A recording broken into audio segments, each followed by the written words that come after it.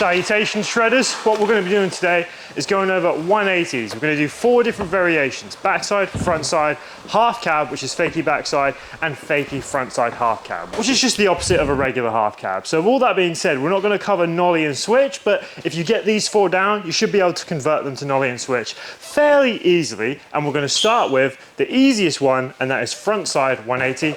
So let's get straight into it. Right, so the first thing that you're gonna wanna know, and you're gonna have to know this before we start this video, and that is, well, there's 2 things really, but one of them is a definite, one of them a maybe. The first one that we definitely need to know, if you're gonna be trying ollie 180, you're gonna obviously have to know how to ollie.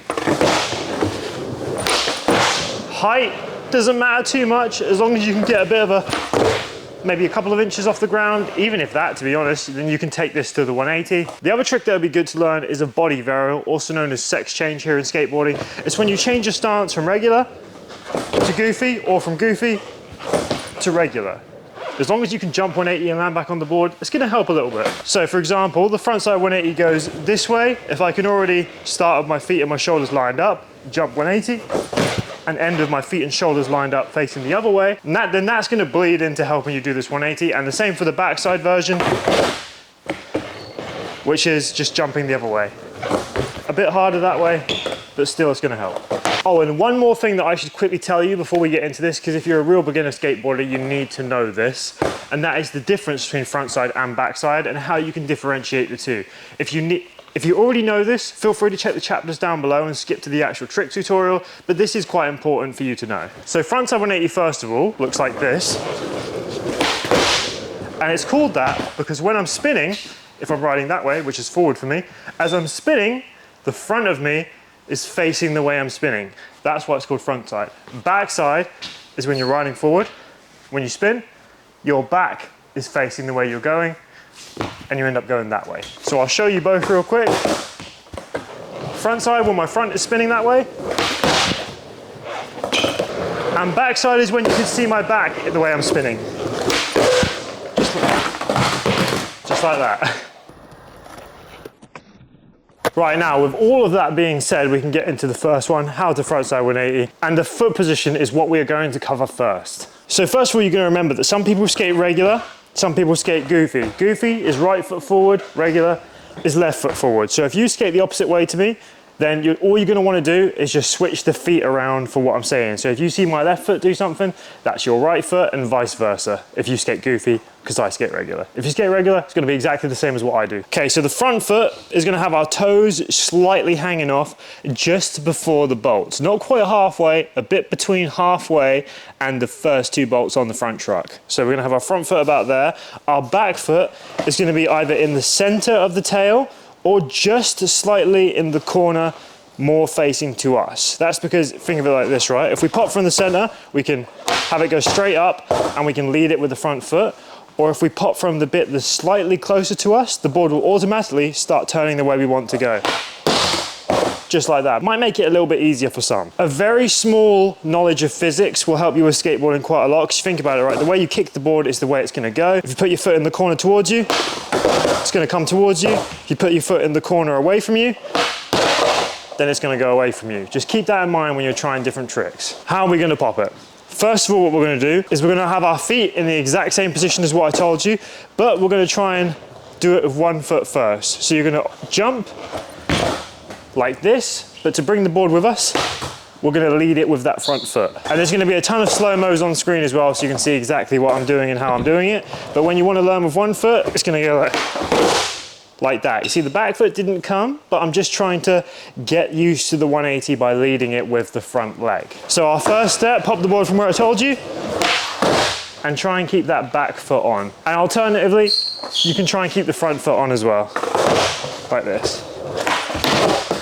The more you can get used to the board spinning, that perfect 180, the easier it's gonna be to go with it when you need to. And another great tip for me that helped me a lot when I was learning this trick is to try and land on that front truck first, so you can like have a bit of leeway to finish the rotation if you need to.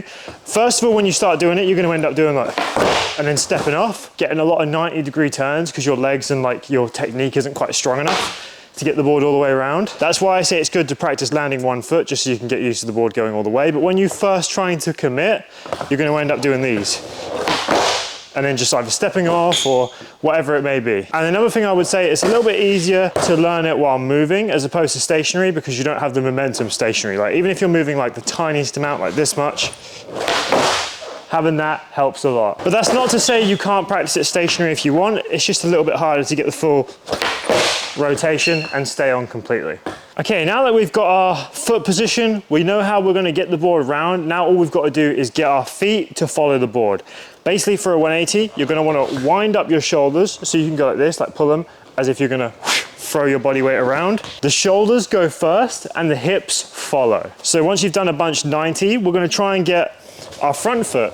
So when we pop, this is our front foot. We're gonna try and get our front foot to lead the rotation, stop on that, and complete it like that. So when I was first learning them, they would look a lot like this. This floor isn't very slippery for the rotation. So when I was first learning it, it looked just like this. See how I finished the rotation with the slight pivot there? That's very common at first, so just practice it like that, and then when you eventually feel like you've got the strength in your muscles and the technique in your hips and shoulders, because bear in mind, in these slow-mos that are on screen right now, watch exactly how my shoulders and hips are moving. See how the shoulders wind up a little bit, throw the weight round, and the hips follow with the front foot going down first to finish the rotation. That's how you're gonna wanna learn it, but after you've practiced that a ton, and bear in mind, it's gonna take quite a while to get used to it, and especially to get it clean, but when you do, oh, and also remember to have that front foot with the toes hanging off. It helps a lot. Don't let that fly under the radar, because the front foot with the toes hanging off really does help a lot to lead that board round. And then with enough practice, you should end up with one just like this. Let's get on to the backside version.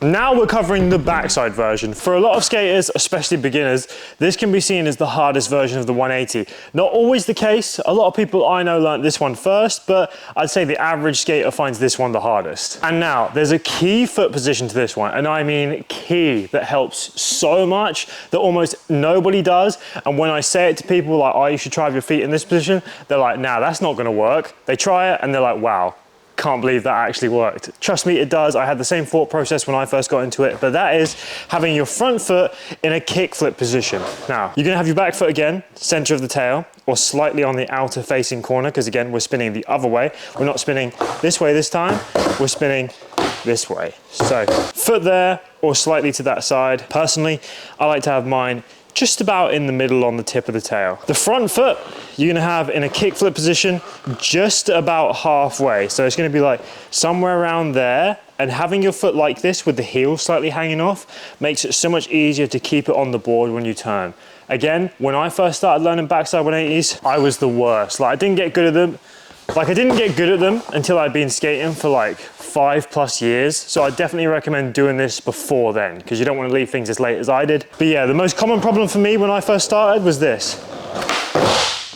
Back foot never quite made it back to the board. Now, a way that you can practice this is by doing exactly what I showed you at the start with the body varial, to get used to your feet starting facing this way and ending both facing this way at the same time. And you can even practice this just by like riding along, right? So having your feet exactly where you need them in the kickflip, just like this, and then just jump without even bringing the board with you. And I would say a good way to get used to the pop is doing exactly what I did at the start, just bringing it around with one foot. But when you are ready to bring it all the way around, again, you can lead with the front foot and like pivot it, just like I did with the front side one.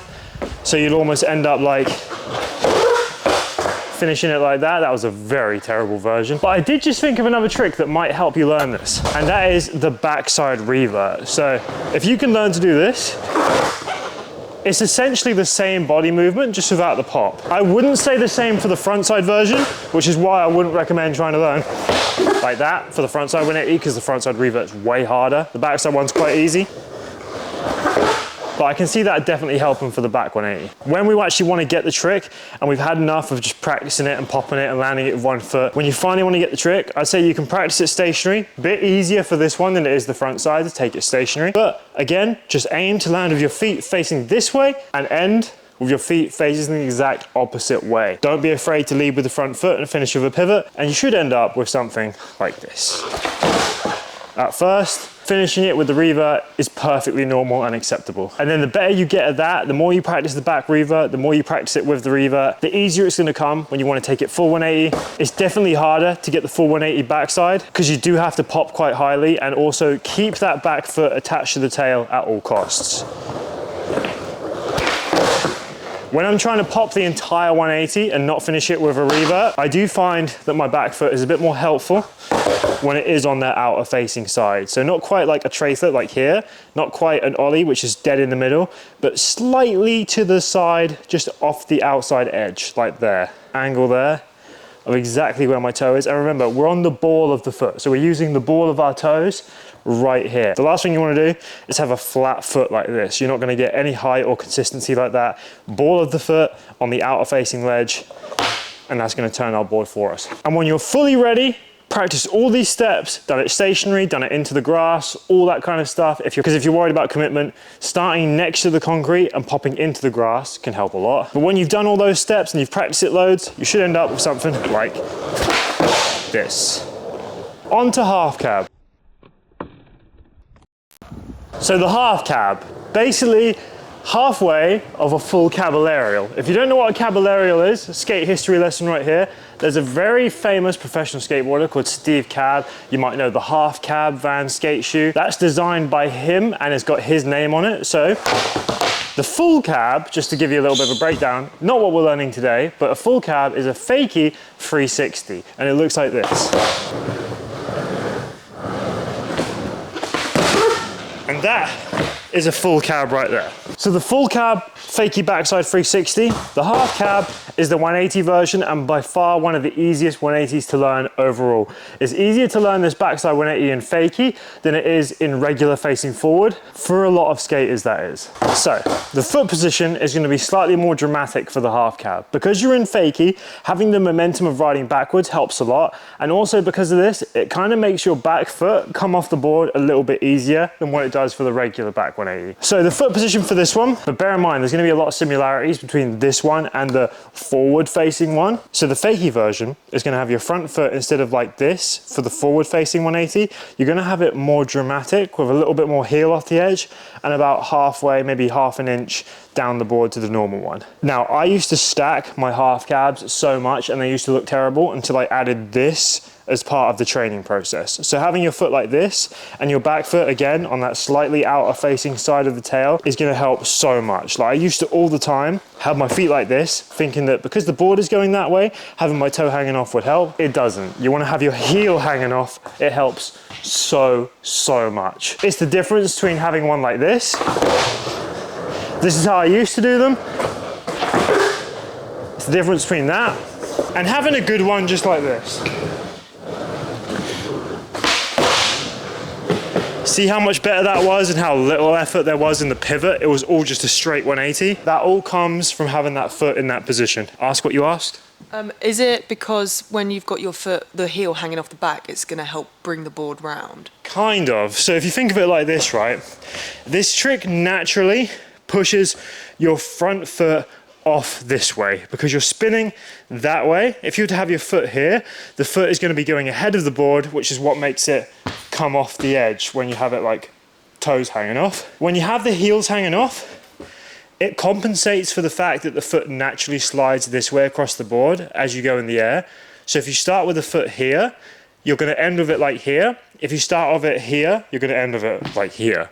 It's a weird thing to explain, but when you try it and trust it, having your foot with the heels hanging off helps a million times over to having them either fully on the board or with the toes hanging off.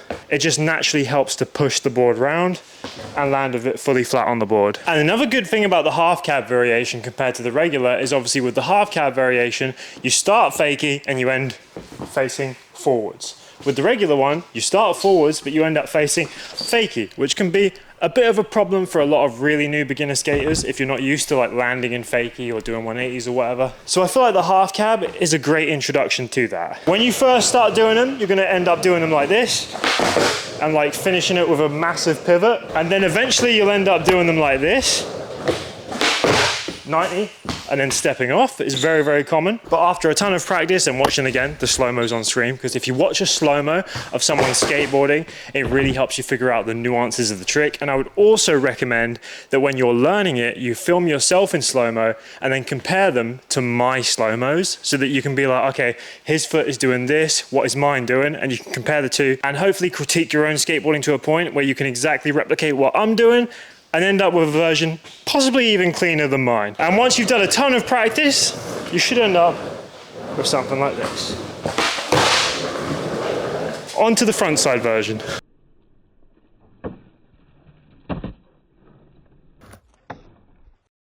So the fourth and final trick of this list is the fakie frontside 180. This is probably the second or third easiest on the list, but basically, if you can do the regular facing frontside 180, which again is just like, if you can do that, then you're going to be able to do this one way easier. So I'd recommend going back to the start of the video, practicing that one, then coming back to this one. But essentially, the fakie version looks just like this. Go up fakie. It's still quite easy though when it comes to like how difficult it is compared to flip tricks. So if you're thinking about learning kick flips or whatever, this is definitely going to be a lot easier of an option. So let's talk about foot position first. Foot position for this one, very, very similar to the forward facing frontside 180. We're going to have that front foot just before the bolts with the toes slightly hanging off, and the back foot, you don't need to have quite as close to the edge facing you like there, like you maybe would for the regular facing frontside 180. Because remember, when we're in fakie, e.g. moving backwards, you have more momentum for the 180. So because you're landing facing forwards afterwards, it's a little bit more forgiving and easier. And don't worry, I'm aware that a lot of this can be quite confusing for beginners. You might have to re-watch certain parts or just focus down on the 180s in slow-mo, but if you study this video, I guarantee you will have all four of these nicely fairly soon. And by the way, when I say easy and quick, I don't mean 30 minutes. I mean a couple weeks to get everything good. So keep that in mind and don't beat yourself up. But yeah, so if you're going fakie, you're gonna wanna swing your shoulders that way and make sure the hips follow and you land, and you start facing with your feet that way and you end facing with your feet that way. So riding backwards, you barely have to pop because of the momentum that you get from going fakie. This isn't one that's commonly pivoted, so you won't see a lot of this. It's just a little bit harder like that for this version. It's definitely a lot easier to do it straight. And just the way you land, facing the way you want to go, makes it so much easier. So remember, focus on the shoulders, focus on the hips, focus on the foot position, and just watch everything I do. Film your own slow-mos and compare the two. So toes slightly hanging off, turn the hips and shoulders. You'll do a lot like that where you step off or your feet are slightly off the board. Very common for beginners, but just keep at it, practice it loads and loads and loads. Maybe try and land with one foot just to get the pop on point. But don't do the 1 foot landings too much because you don't want to give yourself a crutch of always relying on putting that 1 foot on the floor. Only use it as a temporary step. Again, doesn't require much pop at all. Just lead it with the front foot, turn the hips and shoulders. And the more you practice, the better you'll be. Probably one of my favorite 180s. And also quite easily adaptable to the 360 version. That is the first 360 I ever learned. I'll give you one more. Because you end it with a nice revert. But yeah, that is all 4 180s that are easiest for beginners. I definitely recommend going back and watching all the slow-mos for all the different versions if you really care and want to learn them, because trust me, the slow-mos are gonna help you more than anything I've said in this video. At least for me personally, watching something in high detail makes a lot more sense to my mind than hearing someone spew words at me, which is why a lot of my tutorials don't even include words, because I want them to break through the barrier of language. But again, slow-mos, study them, watch them, and let me know what tricks you want to learn next in the video comments, and I'll see you guys in the next video.